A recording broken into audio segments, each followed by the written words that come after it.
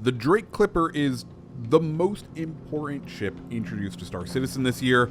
Today, we're going to go over this brand new ship, showing off a full gameplay loop with it, going over its stats, giving a ship tour, and talking about why it is so important. So, if that sounds good to you, make sure you hit the like button, make sure you hit the subscribe button, and one thing to note, all the B-roll today will be from an hour-and-a-half session with the Clipper. We're taking it out for what I believe will be one of the standard gameplay loops for it, which is small cargo missions. We're going to visit 3 different locations in Stanton, then jump through the Pyro Gateway and deliver it for some 200,000+ AUEC, a pretty decent profit when you don't consider the fact of how much time we're going to spend in Quantum, but we'll use that Quantum time to explore the ship. So with that said, let's go ahead and dive on in. And first things first, oh boy, I was not expecting the Drake Clipper to be what it was. Of course,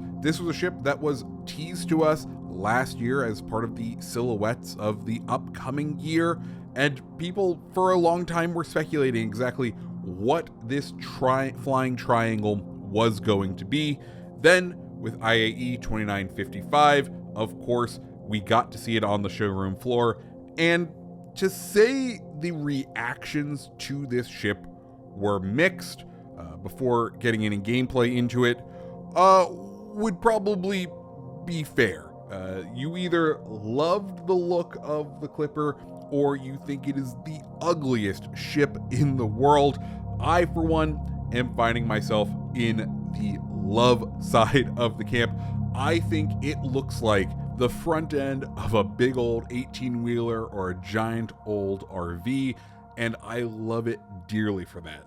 On top of that, it does have some of the unique Drake styling, including asymmetric wings, some massive engines, and just a vibe of giving you the bare minimum in a rundown ship that sings to the Star Wars fan in me for a distressed universe that isn't a utopia. And for me, that is why I am in love with this ship. And the first thing I want to start with is going to be the interior tour, because that tells you just as much about the ship as the overall stats will. So with us in the second long quantum jump, let's go ahead and hop out of the pilot seat and take a tour around the Drake Clipper. So you have seen the pilot view. Of course, the Clipper is 3 stories tall, so you have a huge kind of commanding view over everything, and the pilot and living quarters are kind of on the top floor. So you have the pilot seat, and then you have this habitation quarters. And this habitation quarters feels like it's ripped straight out of the Cutter Rambler, the RV version of the Drake Cutter. You have some personal storage available to you, and of course you have a shower with shower leak, because you know that's what you absolutely love. But this little hab section, it does feel just straight Drake Cutter, which, to be fair, is kind of what I'm upgrading this ship from. Then we get into the first of 2 engineering sections. You have the engineering terminal up here, access to several of the components, and then probably what has been people's favorite little feature is the Kronk lever, where you can pull it and open a trap door. Now, you can, of course, use this to traverse down the stairs, but the principle of this, the reason why this connects these 2 engineering areas is this is how they expect you to pass components up to the second deck if you need to do some repairing, because, spoiler alert, there are some pretty great things. Then now that we're here on the second floor, we then get to see some of the piece de resistance of the Clipper. And the first is a tier 3 medical bed, meaning for bunker running, you will be able to use the Clipper as a respawn point. Super exciting.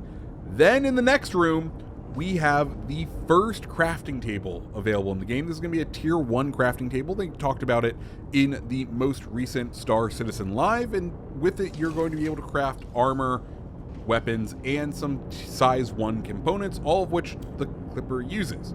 Then we get into this forward section that has the elevator, a suit locker, and a weapons holding area, which, hey, you know, they're going to put those in. We'll see once those actually become useful.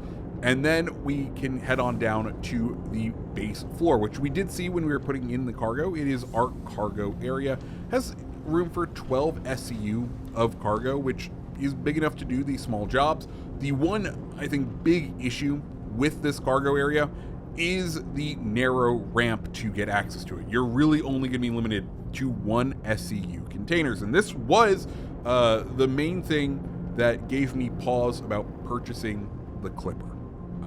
I love the Drake Cutter, specifically the Scout, as sort of pairing it with a Geo and going out and mining with it. And when I saw the Cutter, when I saw the Clipper, I was like, man, this could be the replacement. This could be the upgrade to my Cutter, but it needs to hold an Atlas Geo. And thankfully it does. You have to use a tractor beam to bring it inside, but when you use the tractor beam, it kind of folds up the legs, allows it to come inside.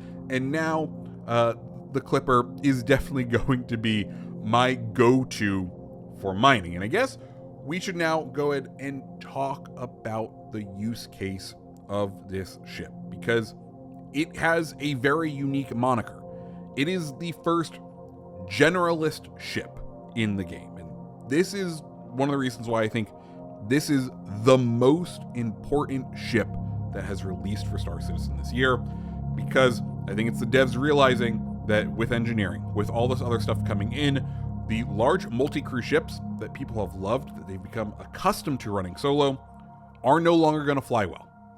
You're going to need these smaller ships to fill gaps that engineering is going to create.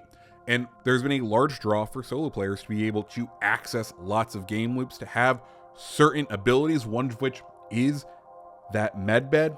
And I have a feeling the other big ability is going to be for crafting. So what they've done is they've created this new Generalist class, which is basically, hey, this ship isn't going to be good at any one particular thing, but can have access to lots of gameplay loops. And because of that, this ship has very much spoken to the player base. If we look at the funding tracker for this past IAE, there's one thing that becomes abundantly clear. Drake Day was the biggest day. The Drake Clipper sold better than anything else this past IAE, because this is what the player base wants.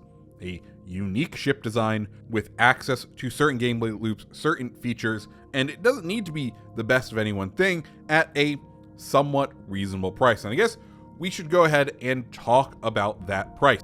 Of course, this is a brand new ship at this time, and as such, is not available in the shops for Alpha UEC. Instead, it has to be purchased from the Pledge store. If you want to war bond for this ship, it's currently $135, or if you wanted to buy it straight out without the war bond, it's $150. Overall, not the worst, not the biggest, putting it in line with some of what I would call the advanced starters, or the one step up from the initial starters, things like the Spirit C1, and making the ship very competitive in that space. Now, what do you get for all of that? Well, let's go ahead and talk through the stats. So the crew size by default is going to be 1. There's no turrets for anyone else to gun. It does have 2 little drop seats that friends can sit behind you, or someone could lay down in the bed.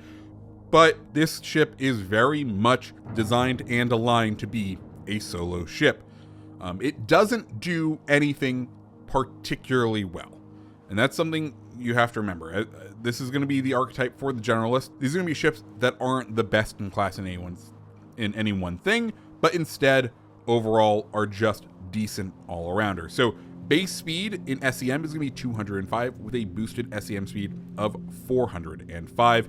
Its max nav speed is going to be 1,000 meters per second, not making it the fastest ship by any stretch of the imagination. Its pitch yaw roll is going to be 38, 38, 125 with a boosted pitch yaw roll of 46, 46, 150. It's going to have 48 decoys and 5 noise with an overall ship HP of 26,350.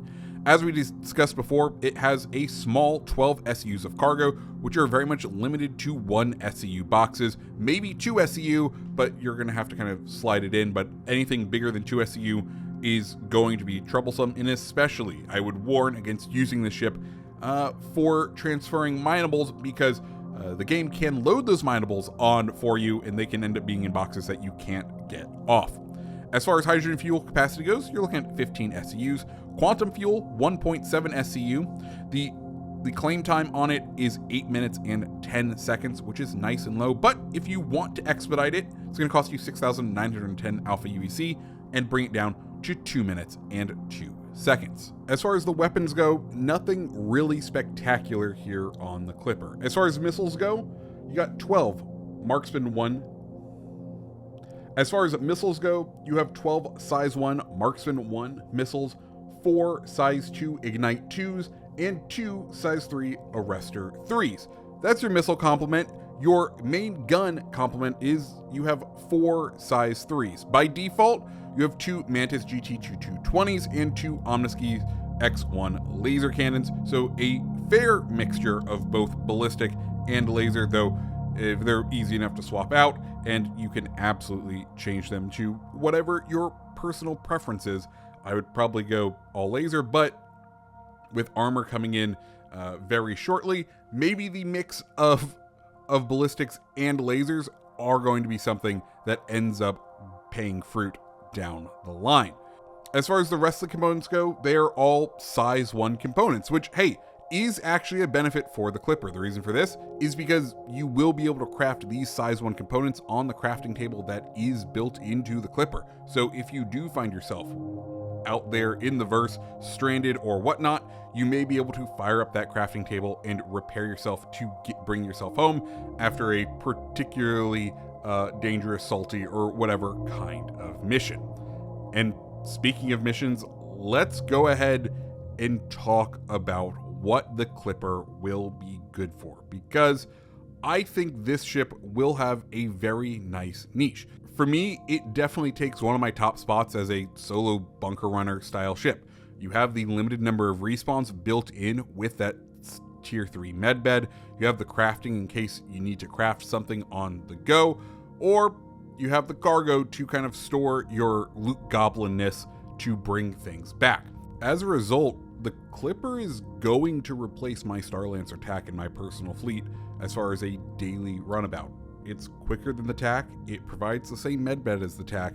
I won't be able to carry a vehicle like I would in the TAC, but that is a good enough trade-off for the reduced friction of the slow performance of the Starlancer when trying just to run solo. Of course, the Starlancer TAC still has its advantages, right? It still has the ability to have that snub fighter. It still is a much better multi-crew ship, but as someone who plays this game 80-90% of the time in a solo form, the Clipper is quickly going to become probably my daily runabout ship that provides the utility that the Starlancer did at about half the price. Now, if you made it this far into the review, I'm going to give you 2 other reasons why I absolutely love the Clipper, and these are just the small details. The first is in the cockpit, there's a mechanical header, a mechanical like northeast southwest indicator that is just my favorite little piece of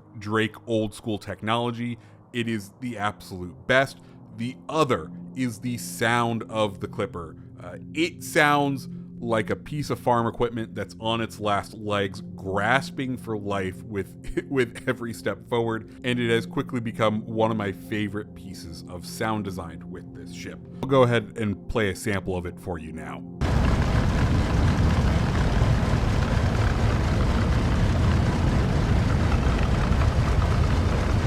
But with all of that said, you can see we are delivering our cargo after a good amount of time.